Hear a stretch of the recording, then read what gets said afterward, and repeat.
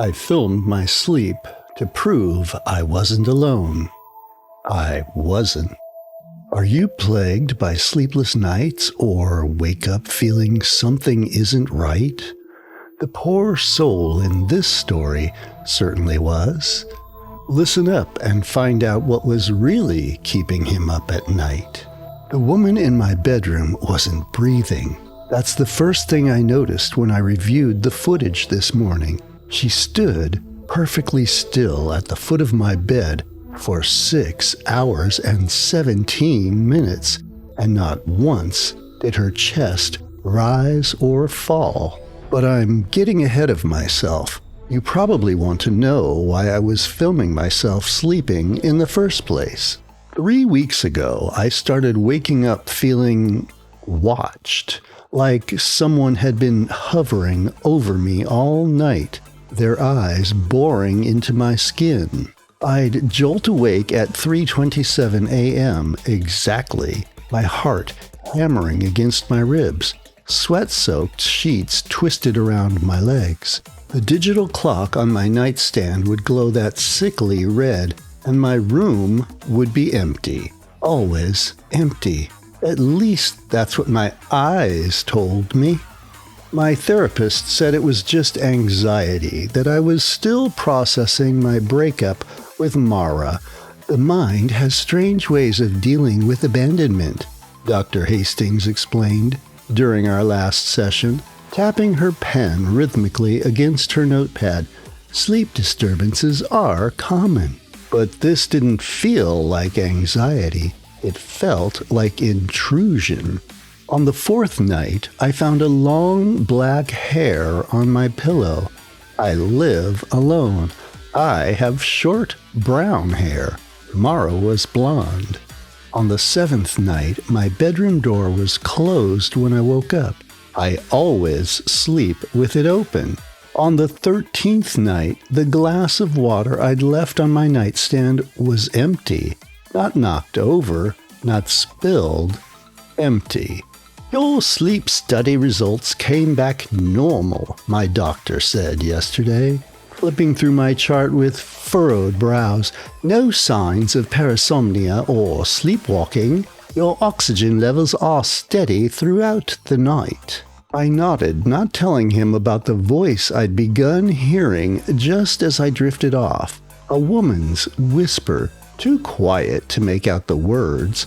Not telling him about that faint scent of decaying flowers that sometimes wafted through my bedroom at night. I'd like to film myself sleeping, I told him instead, just to be sure. He shrugged. It can't hurt. Might actually help you see there's nothing to worry about. Nothing to worry about. I almost laughed as I stared at my laptop screen this morning, my coffee growing cold beside me as I watched the footage I'd captured on the small camera I'd hidden on my bookshelf across from my bed. Nothing to worry about. The footage starts normally enough, me getting into bed at 11:42 p.m., reading on my phone for a bit, rolling over. The light from my phone disappearing as I set it on the nightstand. The room going dark except for the faint blue glow of my air purifier. At 12:17 a.m., I appear to fall asleep. My breathing becomes deeper and more regular. At 1:03 a.m., nothing has changed. At 2:36 a.m., nothing has changed. At 3:14 a.m., the bedroom door, which I had deliberately left cracked open, slowly begins to close on its own. No draft, no logical explanation, just the slow, deliberate movement of solid wood against carpet. I remember pausing the footage at this point, my finger hovering over the trackpad, a chill spreading over my skin despite the morning sun streaming through my windows. Part of me wanted to close the laptop, delete the file, pretend I'd never set up the camera. But I pressed play. At 3:19 a.m., the door clicks shut. At 3:22 a.m., a shape begins to form at the foot of my bed, not entering the room, just forming, like dense smoke coalescing, pixels assembling into a human silhouette. Within seconds, she's fully materialized, a woman in what appears to be a long, dark dress, her hair hanging limply around her pale face. And she just stands there, hour after hour, not moving, not breathing, just staring down at me with eyes I can't quite make out in the dim lighting. At 3:27 a.m., exactly when I've been waking up every night, I stir in the video, roll over, mumble something, but I don't wake up, not this time. This time, with the camera watching in my place, I sleep through it. And she remains. At 5:46 a.m., she begins to lean forward, slowly, inch by inch, until her face is directly above mine, her hair hanging down like a curtain around our faces. Her lips move, whispering something the camera's microphone doesn't catch. At 6:03 a.m., she reaches out one pale hand and places it gently on my chest, right above my heart. At 9:36 a.m., just minutes before my alarm is set to go off, she straightens up, turns her head, and looks directly at the camera. Her face. I've watched the footage 17 times now, and I still can't properly describe what's wrong with her face. It's human, but stretched, like someone grabbed her skin at the temples and pulled until her features distorted. Her eyes are too wide, her smile is too broad, extending far beyond the natural corners of her mouth. She holds eye contact with the camera, with me, for exactly 12 seconds. Then she dissolves, like someone pouring water over an ink drawing, her form blurring and running until nothing remains. 1 minute later, my alarm goes off in the video, and I watch myself wake up alone. I'm still sitting at my desk, staring at the final frame where she vanished, when I noticed something in the bottom right corner of the screen, a comment from the video processing software I'm using. Audio transcript completed. Export now? I don't remember my camera recording audio. I certainly don't remember requesting a transcript. My hand shakes as I click yes. A new window pops up. Most of the transcript is empty. Just the occasional note of Subject 1 adjusts position in bed, or ambient noise, possibly air purifier. But at 5:46 a.m., when she leaned over me, the transcript shows unintelligible whisper. And at 9:36 a.m., when she looked at the camera, the transcript shows female voice, clearly audible. I know you're watching now. Tonight, I won't be alone either. I slam my laptop shut, my breathing ragged. For a long moment, I sit frozen, staring at nothing. Then slowly, methodically, I reach for my phone and call my doctor. I need to schedule another appointment, I tell the receptionist. It's urgent. I'm sorry, but Dr. Matthews isn't available until next Thursday. No, that's not soon enough. It's the earliest we have, unless this is an emergency requiring immediate medical attention. Is it? I don't know. What I saw in the video was impossible. Maybe I'm hallucinating. Maybe I'm having some kind of breakdown. No, I say finally. Thursday is fine. I hang up and check the time. 11:17 a.m., hours until nightfall. I should leave the apartment and stay somewhere else tonight. A hotel, a friend's place, my former friends' places. I realize with a sinking feeling that since Mara left, taking all our mutual friends with her, I don't really have anyone to call. I've been withdrawn, focused on work, avoiding social interactions. I've been alone, exactly as she wants. I don't know what compelled me to watch the video again. Morbid curiosity? The desperate hope that I'd see something I missed? Something that would explain everything rationally? Whatever the reason, at 4:13 p.m., I open my laptop again and press play, this time starting from the 5:46 a.m. mark when she leans over me. I wear headphones this time, volume turned up, straining to hear the whispers the transcript couldn't decipher.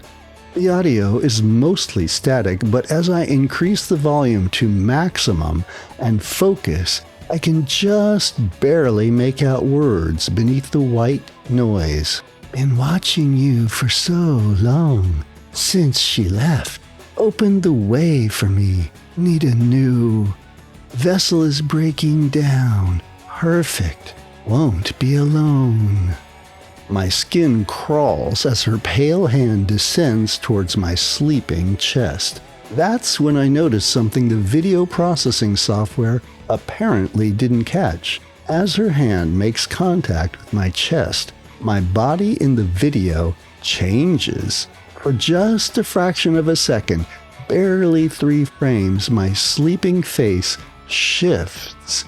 My features blur, stretch, rearrange themselves to mirror her distorted visage.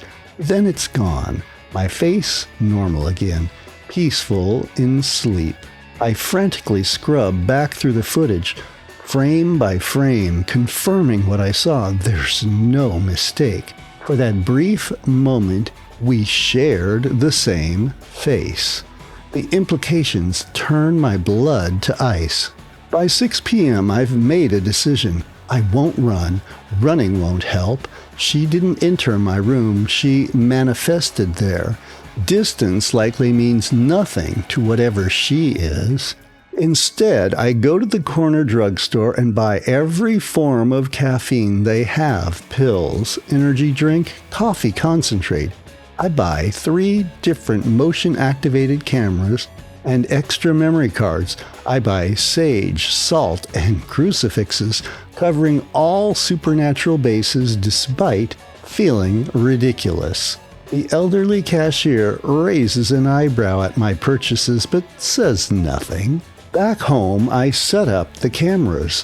One where the original was, one aimed directly at my bed from above, and one in the hallway outside my bedroom. I draw a circle of salt around my bed. I place crosses on every wall. And I wait. Night falls, 9:13 p.m., 10:27 p.m., 11:58 p.m. I sit rigid in my bed, forcing my eyes to stay open despite their increasing heaviness. The caffeine helps, but I can already feel it's wearing thin in my system. I need to stay awake. I need to confront her. At 2:41 a.m., my eyelids begin to betray me, drooping despite my best efforts. At 3:03 a.m., I pinch myself brutally, drawing blood from my arm with my nails. At 3:11 a.m., I feel my bedroom door beginning to close, though I can see it's still firmly open. That's when I realize I'm experiencing it as sleep paralysis. My mind is awake, but my body is shutting down, caught in that liminal space between consciousness and sleep, the perfect hunting ground for her. I fight against the invisible weight crushing my chest, forcing my leaden arms to move. I reach for my phone, fumble with the screen, and somehow manage to start recording a video. With tremendous effort, I prop the phone against my nightstand lamp, its camera facing the foot of my bed. I know you're coming, I rasp, my voice sounding foreign to my own ears. I'm ready for you this time. The words leave my lips just as the bedroom door clicks shut. Though I can still see it standing open, reality is splitting in two.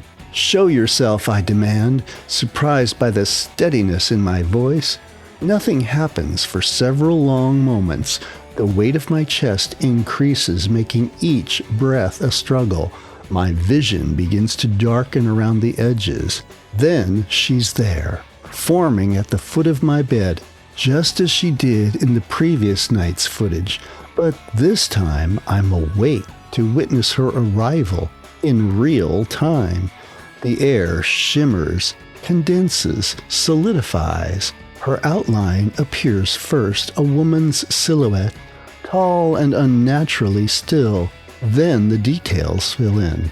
The long dark dress, the hanging hair, the too pale skin, and the face. That horrible stretched face. "What do you want?"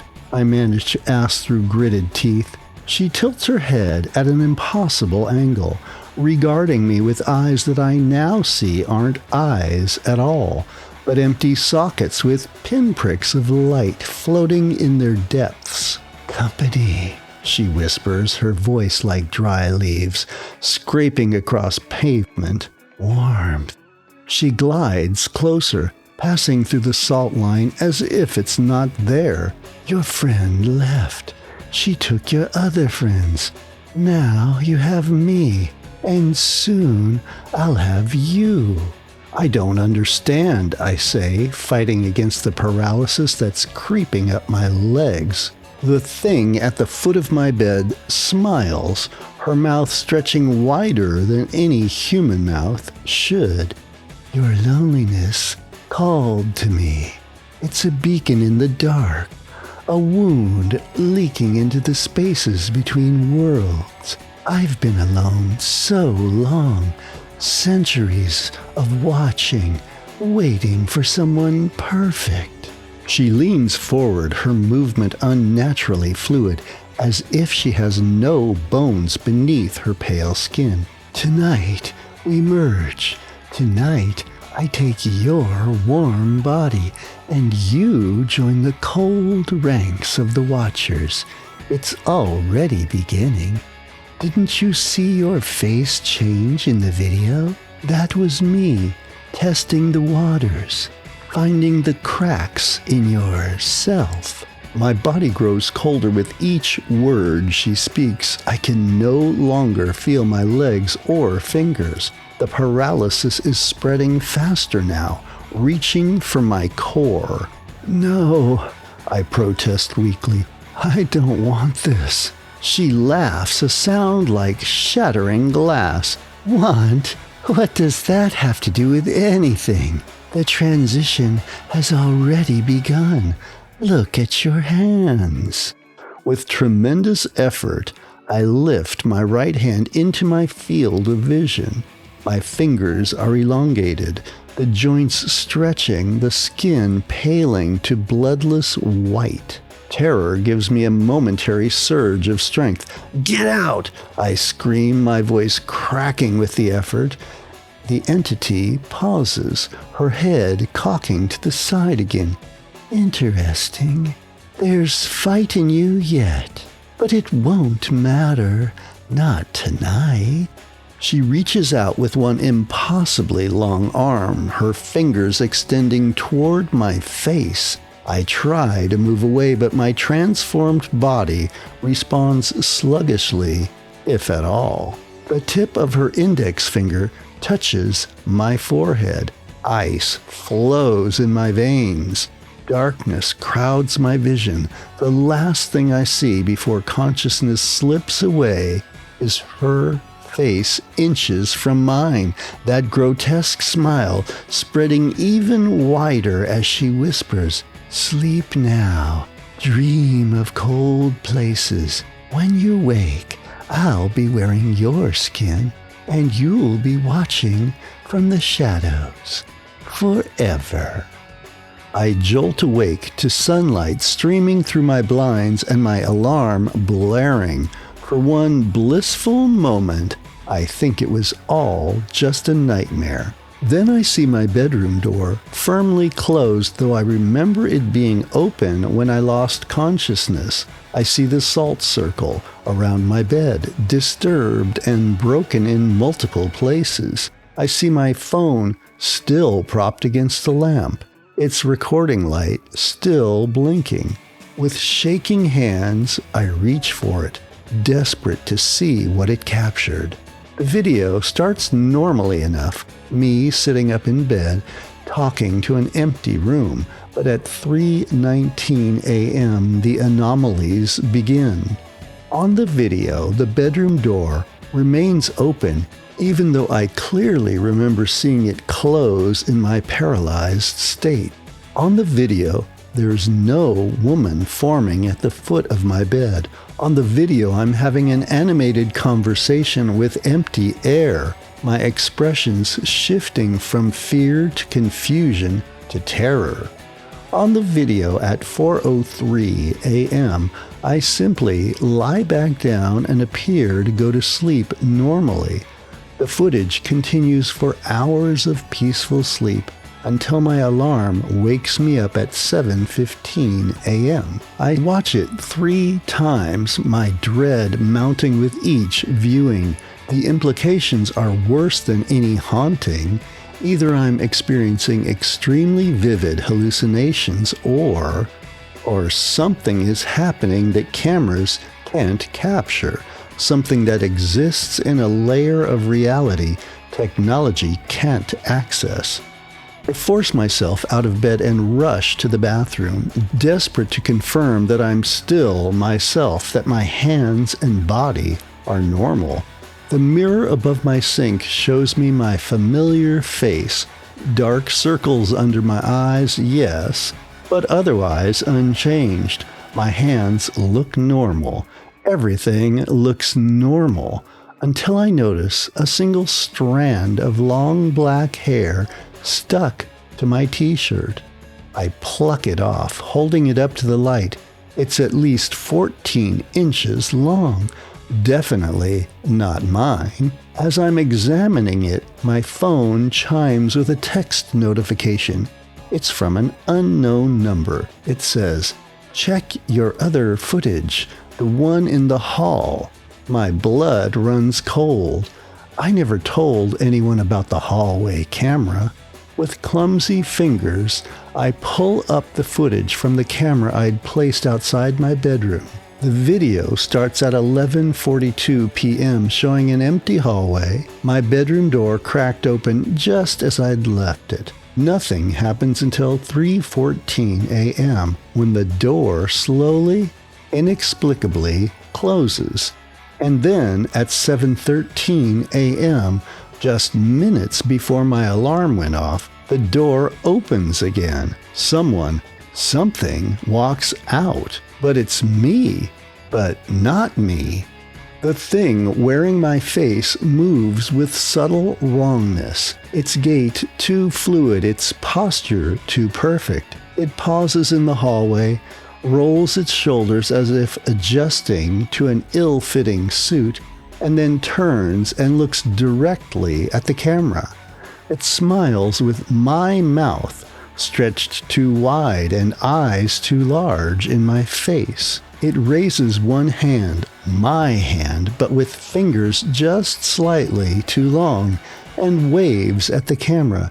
Then it continues down the hall, disappearing from frame. Minutes later, the real me, the me watching this footage now, awakens in bed, completely unaware that something has already left the room wearing my image. As the realization hits me, my phone chimes again with another text. "I told you I won't be alone tonight.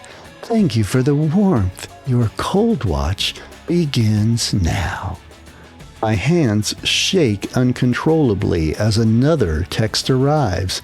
"Don't worry about your body. I'll take good care of it. Better than you did, all alone in that apartment, wasting away with grief and isolation. I have so many plans for us." I drop the phone as if burned. Racing through my apartment, I check every room, every closet, finding nothing out of place, no sign of an intruder or of myself. I return to the bathroom, staring hard at my reflection. Is this even me anymore? How would I know? I press my fingers against the glass, watching my reflection do the same. I make expressions, wiggle my ears, stick out my tongue, all normal movements my body has always been capable of. But something feels off, disconnected, like I'm piloting a drone rather than inhabiting my own flesh. Another text. You won't find me. I'm already at your office, living your life. Nobody notices the difference. They never do. I grab my keys and race to my car, desperate to get to my workplace to confront whatever is pretending to be me. The drive is a blur of panic and confusion. I nearly caused 3 accidents running yellow lights, cutting off other drivers. I screech into the parking lot of the marketing firm where I work, frantically scanning the spaces for my usual spot. My car, my other car, identical to the one I'm driving, is already there. Impossible. I park haphazardly across 2 spaces and rush into the building, ignoring the security guard's greeting as I make for the elevators. 6th floor, creative department. My cubicle is on the back corner, partially secluded. The elevator ride feels eternal. When the doors finally open, I sprint down the hallway, drawing curious glances from coworkers. I round the corner to my workspace and freeze. There I am, sitting at my desk, working on my computer, wearing the clothes I had laid out last night. The thing, sensing my presence, turns slowly, my face arranging itself into an expression of surprise that doesn't quite seem authentic. "Can I help you?" it asks, with my voice. Several colleagues are now watching the confrontation. Someone nervously asks if everything is okay. "That's not me," I say, pointing a trembling finger at the imposter. "I don't know what it is, but it's not me." The thing wearing my face adopts a concerned expression. "I think you're confused," it says gently. "Are you feeling all right?" Brian from accounting approaches cautiously. "Hey, buddy, what's going on? Do you need help?" I realize how this looks. A disheveled stranger bursting in, causing a scene, claiming to be an employee, when the real employee is sitting right there. "Look at the security footage," I beg, grasping at straws. "Check the timestamps. I just arrived. That thing has been here since when? 8 a.m.? That's impossible. I just woke up." Security is called as 2 guards lead me toward the elevators. The imposter catches my eye and smiles that same calculated smile from the hallway footage. It mouths 4 words silently, meant only for me. "Cold watch begins now." That was 3 days ago. I'm writing this from a psychiatric facility where I was committed after my psychotic episode at the office. They've diagnosed me with Capgras syndrome, a delusional belief that someone close to you has been replaced by an identical imposter. The irony would be funny if it weren't so horrifying. The thing wearing my face visited yesterday. It brought flowers, spoke kindly to the nurses about its poor cousin, who stopped taking his medication and became convinced they were the same person. "Family resemblance is strong in our family," it explained smoothly as a nurse commented on how similar we looked. When we were briefly alone, it leaned close, that unnatural smile spreading across my stolen face. "Enjoying the cold watch?" it whispered. "This is what I endured for centuries. Watching, waiting, unable to taste or touch or feel. But now it's your turn in the shadows and my turn in the light. Why me? I asked, my voice breaking. The thing wearing my skin tilted its head in that unnatural way. Your loneliness, your isolation. It weakened the boundaries between your world and mine. When your girlfriend left, when you withdrew from everyone, you created the perfect conditions. A life no one would look too closely at if small things changed. It gestured at the sterile hospital room. And now look, even when you tell the truth, no one believes you. Because I'm out there being you, maintaining your relationships, paying your bills. I'm being a better you than you ever were. It stood to leave, straightening my favorite jacket on its stolen frame. I'll take good care of your body, it promised. Maybe I'll even get back together with Mara. She's been texting, you know, worried about you. I think she's still in love with you. Me, now. The rage and despair I felt in that moment was boundless. They'll figure it out eventually, I hissed. You can't maintain the charade forever. You'll slip up. The thing laughed with my voice. The sound was all wrong, too hollow, too sharp.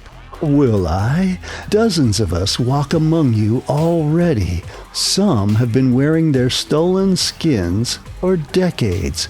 We learn quickly. As a parting cruelty, it placed its hand on the security camera in the corner of my room. Checking the footage won't help, by the way. Technology can't capture our true nature. To the camera's eye, look exactly like the real you should look. It left then, whistling a cheerful tune, walking away in my body while I remained trapped. The doctors say I'll be released once I accept reality and stop insisting I'm the real me. But I know the truth. I filmed my sleep to prove I was alone, and I wasn't. And now, neither is anyone else, because something is wearing my face in the world, and no one can tell the difference. So if you see me out there, smiling wildly, standing too still, watching you with an unblinking gaze, run. It isn't me. And if you've been feeling particularly lonely, if you've withdrawn from friends and family, or if you've been waking up at the same time every night feeling watched, set up a camera. But ask yourself, if you see something impossible on the footage, what will you do? And if you see nothing at all, will that reassure you or terrify you even more? Sleep tight, and remember, just because you can't see the watcher doesn't mean you're alone. I certainly wasn't. Thank you for listening to another of my Dark Veil Tales horror stories. I hope you enjoyed it and will leave a like or comment below. I would also encourage you to leave story ideas, as I'm always looking for new terrifying tales to tell. Also, be sure to check out the playlist or suggested video showing on the screen, and stay a while.